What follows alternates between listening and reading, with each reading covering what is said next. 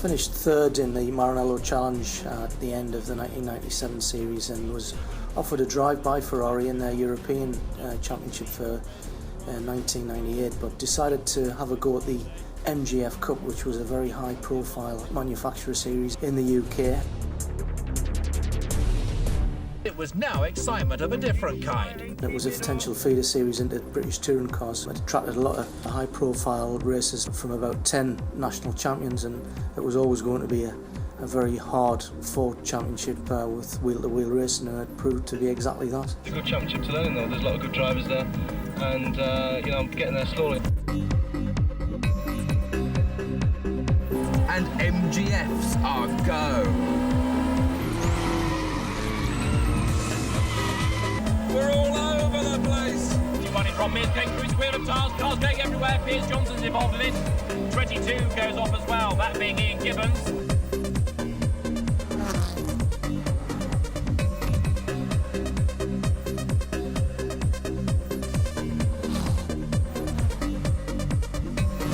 Racing at his home circuit. Let's ride with him then. Ackley in the white car, the two red cars ahead of us. Warburton to the left. Hazel almost in the middle of the picture there as they all come into the braking area. And Ackley is looking for a way past, but Ian Gibbons is going to take advantage of that. This 22 goes flying past. Ian Gibbons passing both of them. Great move there into the S's by Ian Gibbons. Big collision, and that is 55. Andy Ackley making contact at the bottom of the hill with Ian Gibbons. I like the wet, but I think that, to be honest, I think it was more aquatic out there than anything else. And I don't think there's much fun in driving in conditions like that. And certainly from a safety point of view, there was times when I thought, this is ridiculous. I was looking down at speedo, 110, 115 mile an hour, and no visibility whatsoever.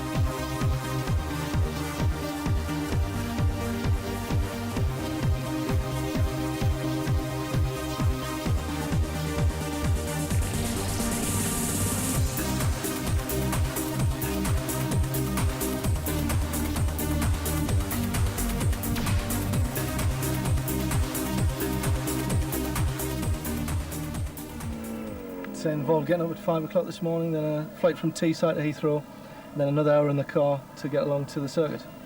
It's really critical to get down at test days. We didn't do any testing at Donington, and it really showed. I was off the pace in qualifying, fared a little bit better in the race, but really you've got to test at this level of motorsport. Turn down nice again.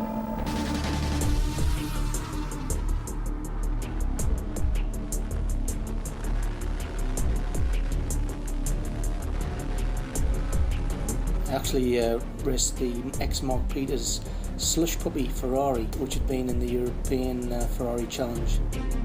And up into second now is Ian Gibbons. Obviously, Paul Caiardinelli has had a problem somewhere. I started in that, although it had been owned by Parabolica Motorsport previously, and I had a few races in the 96 season which went quite well, so we decided to have a go in 1997, and at one point I was actually leading the championship.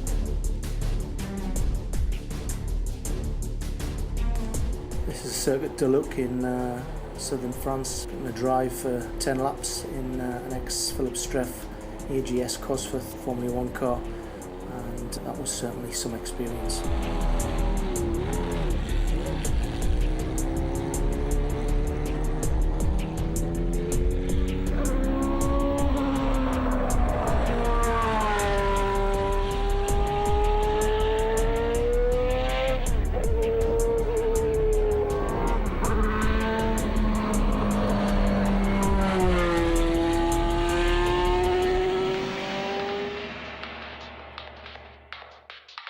The 1999 MGF Cup was a turning point for me. I felt that my performances were getting better. It was a baptism of fire the previous year.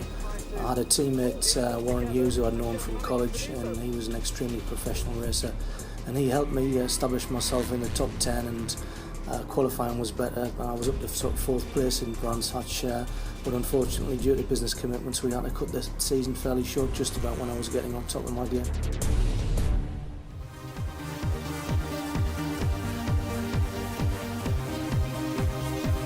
In 2000 I got the chance to race for Harlow Motorsport in a Porsche 911 in the Belgium FIA GT Championship round, and that was probably the pinnacle of my racing career. That was such a distinguished event, and the top teams over there, sponsored by the likes of Corona and Red Bull and some top drivers, and I think the highlight of my race was actually passing an ex-Formula 1 driver in the race.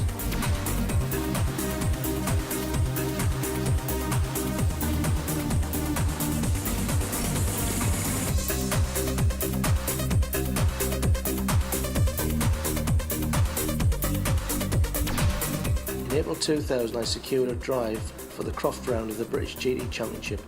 Driving for the Certec team, driving the Porsche 911 GT3R, I narrowly missed out on being partnered by ex-touring car champion John Cleland. I felt that this would have given us a good chance of a podium finish, but we ended up finishing in 6th place in GTO class and 10th overall.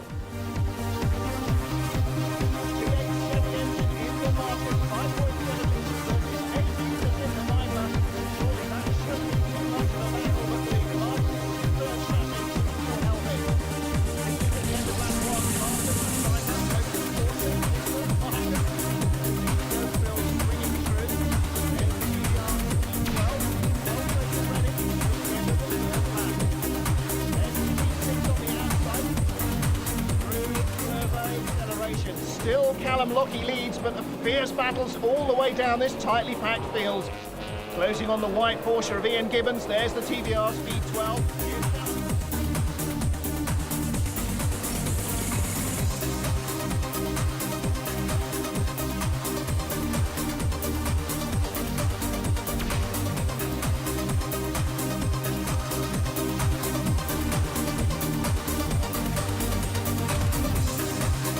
Plenty of pit stops continuing as the safety car keeps the race under control.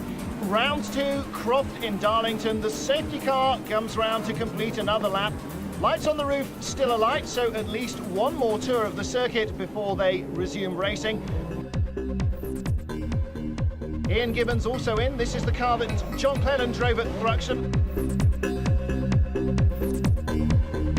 Finishes in the GT class, the Maserati father and son Porsche a lap down in 7th place. TVR Speed 12 among many that failed to finish. 4th overall, the GTO class winners, and still Porsche ruling the GTO category.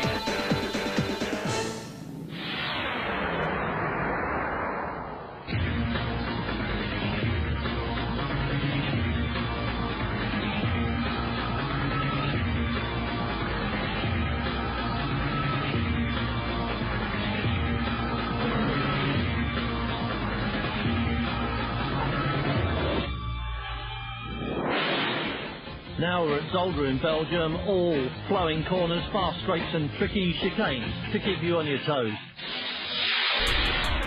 July 2000 would see me join another 2 drivers in contesting a round of the FIA GT Championship in Zolder, Belgium. The 3-hour race featured many talented Le Mans and ex-F1 drivers and was certainly a fantastic experience. Racing once again in a Porsche 911, the highlight of the event for me was overtaking ex-Formula 1 McLaren driver Philippe Alliot in his Ferrari.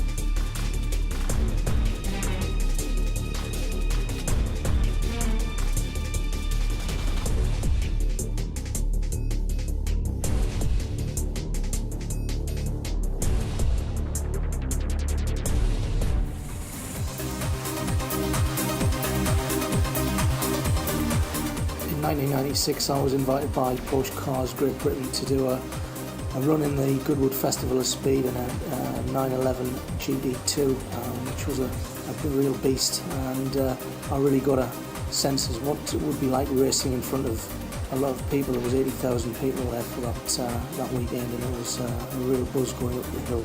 I had Derek Bell, Le Mans 5 times winner behind me, and Stig Blomqvist, ex-World Rally Champion, in front of me, so I was in really good company. I did a couple of one-off races in the Radical Sports Car Series, the first in 2005 at Cadwell Park, driving a 4-cylinder version of the car. The V8 version of the car actually broke the lap record, the outright lap record for the circuit. Give you an idea of how fast these high downforce sports cars were.